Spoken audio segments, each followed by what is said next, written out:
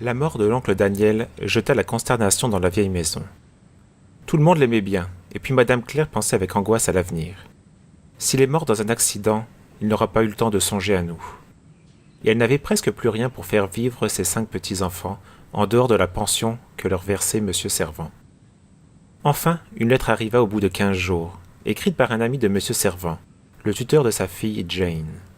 Ce monsieur demandait à Madame Claire de bien vouloir recevoir la jeune Jane durant l'été, car son père désirait qu'elle connût sa famille française. Cette lettre disait encore que M. Servan avait perdu beaucoup d'argent avant sa mort, mais qu'il laissait tout de même à sa fille une fortune suffisante.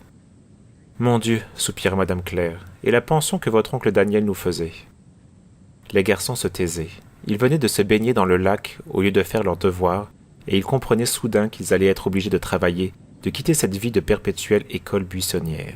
« Qu'est-ce que tu vas répondre, grand-mère ?»« Mais que je l'attends, cette pauvre petite. Il faudra que vous soyez bien gentil avec elle. » 5 grimaces répondirent à ces paroles bienveillantes. « Ce doit être une chipie dans le genre de Gaëtan, une petite fille élevée dans du coton, une mijaurée.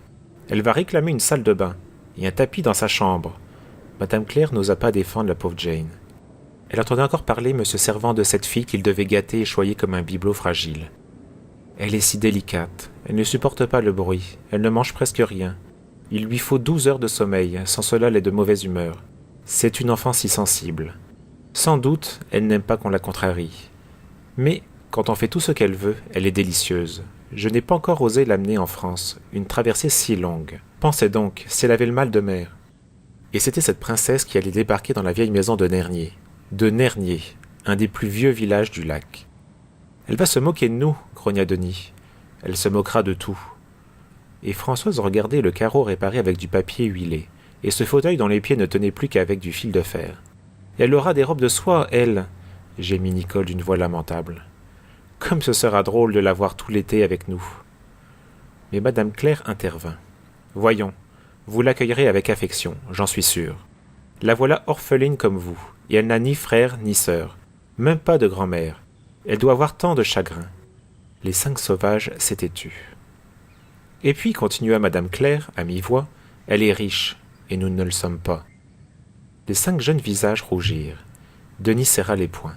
« Nous n'avons pas besoin de son argent. Je vais travailler, vous allez voir, je vais gagner votre vie à tous. »« Quel imbécile !» grogna Guy. « Tu ne serais même pas capable de gagner ta vie. Qu'est-ce que tu veux faire? Élever des escargots ou des renards argentés ?» Le soir, accoudée à la fenêtre de sa chambre, Françoise pleura longtemps comme une toute petite fille. Elle répétait « Nous n'avons pas d'oncle d'Amérique. » Elle pensait aussi à cet oncle mystérieux qui était parti là-bas, sans tourner la tête, et qui n'avait plus jamais donné de ses nouvelles.